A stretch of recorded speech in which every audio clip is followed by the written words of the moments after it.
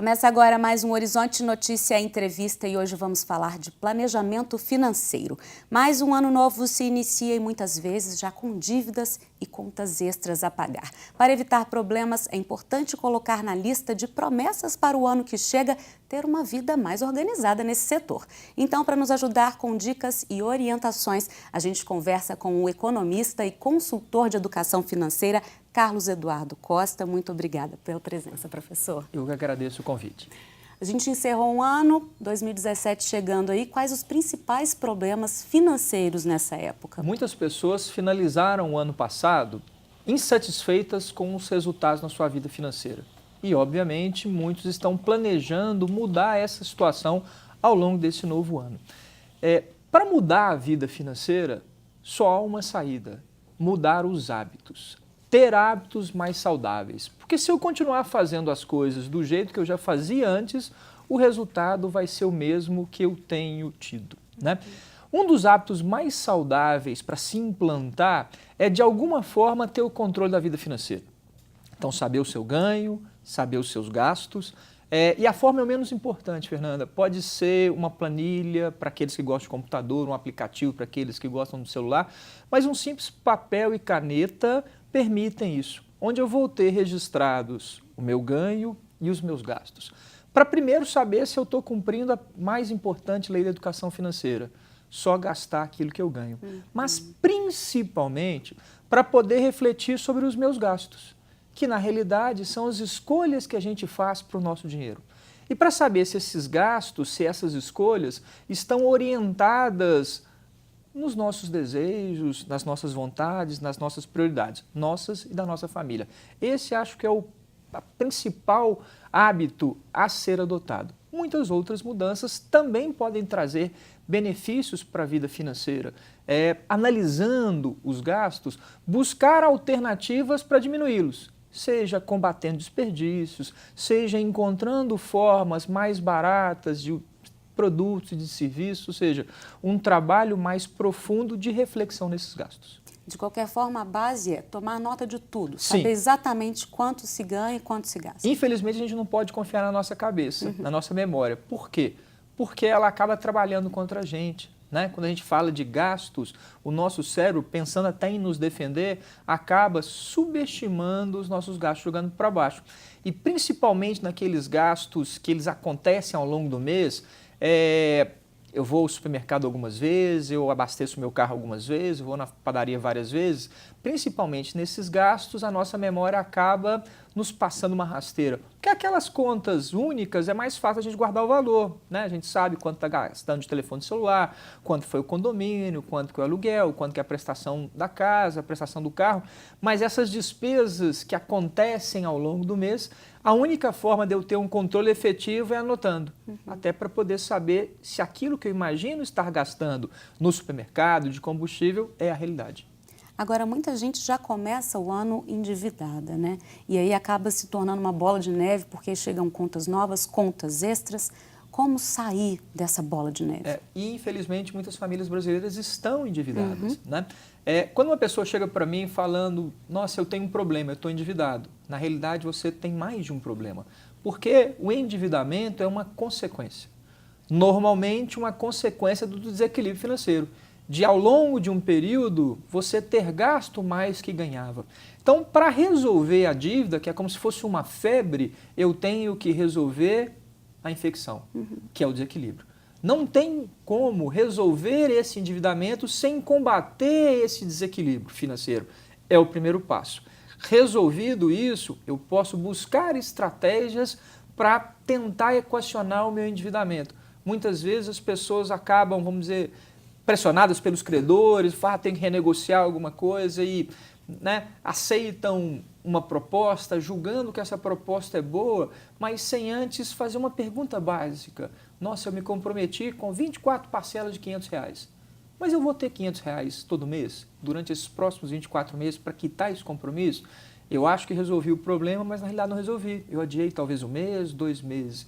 Né? Então o problema é um pouco mais complexo e muitas vezes vai precisar do envolvimento de toda a família, porque escolhas devem ser feitas, né? O que a gente está disposto a abrir mão para poder, de repente, primeiro buscar o equilíbrio, depois até sobrar um valor mensal para poder enfrentar esse endividamento.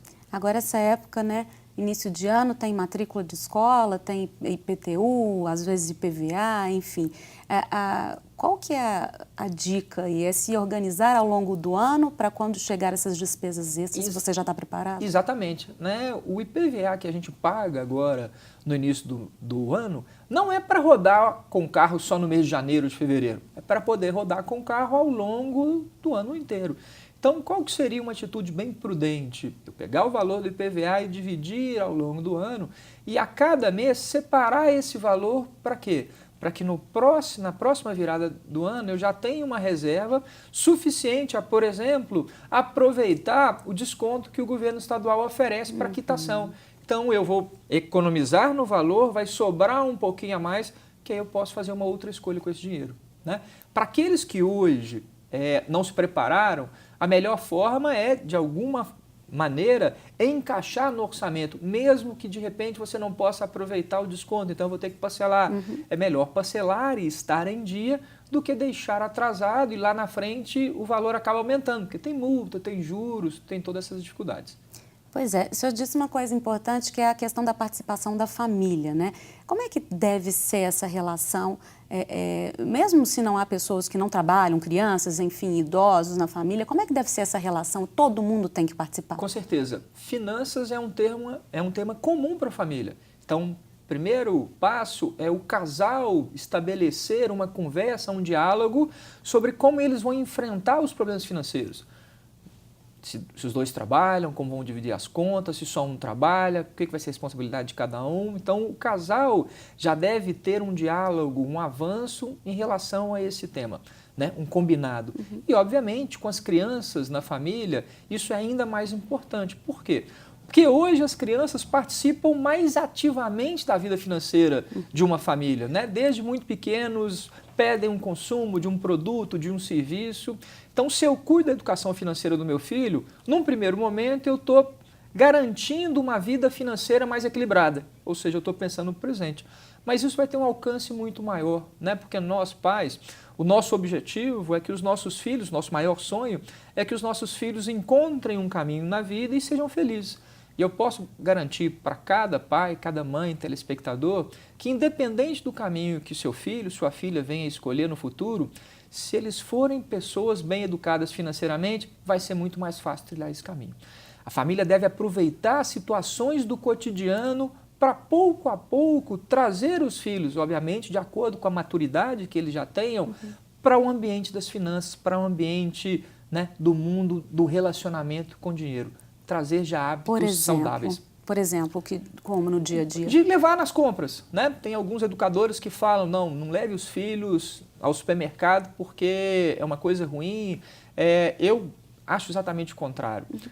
O supermercado é uma grande sala de aula onde você pode, ao vivo e a cores, dar algumas lições, trabalhar alguns valores com seus filhos. Por exemplo, ensiná-los a escolher, né? Por que não fazer um combinado com o filho de, além da lista da família, que é um outro hábito saudável, que a família inteira pode realizar juntos, que além da lista de compras da família, o filho pode escolher um produto, mas somente um. Quanto mais novo, maior vai ser a indecisão dele. E você vai mostrar ao longo do tempo a importância de quê? De escolher. É uma coisa que vai nos acompanhar a vida inteira. Por quê? Porque os nossos desejos, que são praticamente ilimitados, são muito maiores que os nossos recursos. Então, a nossa vida vai ser uma sucessão de escolhas. E se desde pequeno a gente aprender que escolher é importante, que escolher é priorizar aquilo que é mais importante, a gente vai se tornar adultos que já têm menos dificuldade na escolha, porque a escolha deixa um sentimento muitas vezes ruim, né? Eu tenho algo, mas deixei algo de lado. Muitas pessoas não conseguem trabalhar com isso. Tá certo. Você lançou recentemente, né, o livro Meu Dinheiro, não é isso? Isso, Como Meu Dinheiro 2. 2, já é a segunda edição, né? Como então, é que é na essa? realidade, esse livro, ele tenta trazer para a linguagem bem cotidiana a reflexão sobre esses hábitos. Então, a gente trabalha todos esses aspectos, né, que a gente acabou mencionando. Tem um capítulo que ajuda a cuidar do dinheiro, então, né, algumas ferramentas, como modificar, como refletir sobre esses hábitos. Tem um capítulo que ajuda a cuidar do negócio, né? A gente tem um número cada vez maior de empreendedores e a mistura do dinheiro da pessoa, com o dinheiro da empresa, muitas vezes acaba transformando o sonho do negócio próprio em um pesadelo. Tem um capítulo que fala da questão do finanças e relacionamento, como que a gente vai trabalhar isso, como é que deve ser, porque infelizmente dinheiro ainda é um tabu entre os casais no Brasil. Tem um capítulo que fala de finanças e filhos, como abordar, quais os pilares, como é que vai aproveitar as situações do cotidiano para trazer. E finalmente um capítulo multiplicando o dinheiro, a gente fala do futuro, de investimentos, né? De preservar, de multiplicar, de tentar realizar sonhos. Tá certo.